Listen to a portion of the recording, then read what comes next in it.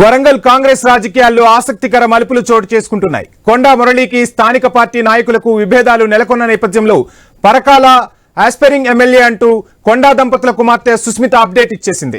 Insta ప్రొఫైల్లో Parakala MLA candidate అంటూ రాసుకొచ్చింది.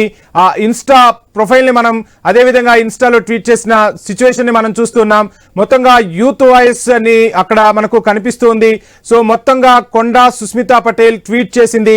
Aspiring MLA Parakala అంటూ ట్వీట్ చేయటం మొత్తంగా వరంగల్ రాజకీయాల్లో పెను ప్రకంపనాలే సృష్టిస్తుందని చెప్పవచ్చు. పరకాల నుంచి పోటీకి కొండా సుస్మిత సిద్ధమవుతున్నట్లుగా ఆ ట్వీట్ అయితే చేసిన పరిస్థితి అయితే మనం చూస్తున్నాం.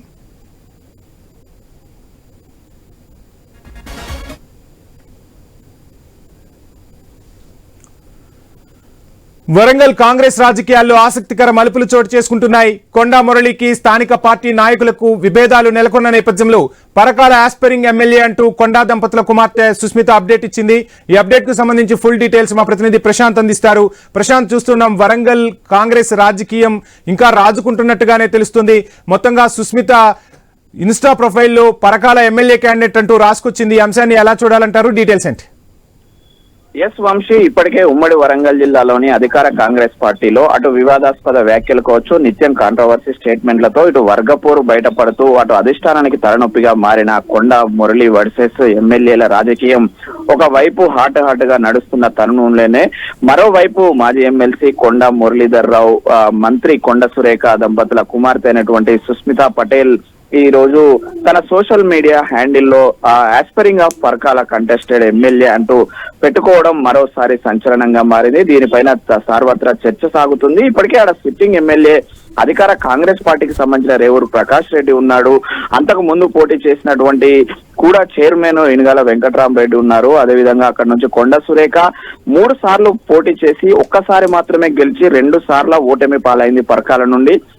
2009లో గెలిచినప్పుడు మంత్రి పదవిని ఉమ్మడి ఆంధ్రప్రదేశ్ లో అధిరోహించారు. ఆ తర్వాత మంత్రి పదవికి రాజీనామా చేసి బై ఎన్నికలకు వెళ్లిన సమయంలో వైసీపీ నుంచి పోటీ చేసి ఓటమి పాలయ్యారు. ఆ తర్వాత బీఆర్ఎస్ పార్టీలో చేరి 2014లో వరంగల్ తూర్పుకు వచ్చి ఎమ్మెల్యే అయ్యారు.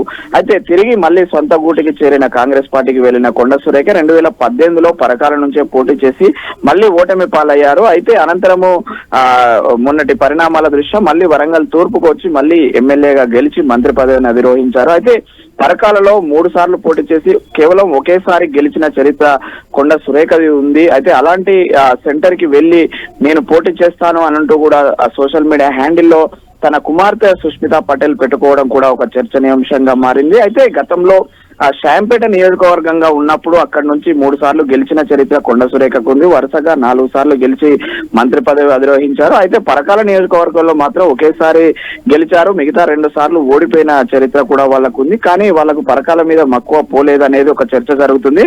మరోవైపు అధికార పార్టీ ఎమ్మెల్యే ఉన్న సిట్టింగ్ స్థానంపై ఇలాంటి కాంట్రవర్సీ స్టేట్మెంట్స్ కావచ్చు, ఇటువంటి కాంట్రవర్సీ అంశాలను తలదూర్చితే అధిష్టానం చూస్తూ ఊరుకోదంటూ కూడా మిగతా ఎమ్మెల్యేలు చెప్తున్న పరిస్థితి వంశీ. ఇప్పటికే అటు పరకాల ఎమ్మెల్యేపై హాట్ కామెంట్స్ మురళీధర్ రావు చేశాడు. అతని పైన ఇప్పటికే అధిష్టానానికి ఫిర్యాదు కూడా చేశాడు రేవూరు ప్రకాష్ రెడ్డి. ఒకవైపు ఈ గొడవ జరుగుతున్న అంతర్గత కలహాలు జరుగుతున్న తరుణంలోనే వాళ్ళ కూతురు ఎంటర్ అవడం మరి ఇది ఎటు దారి తీస్తుందా అనేది మరో చర్చకు దారి తీస్తుంది Vamshi. Right, thank you Prashanth.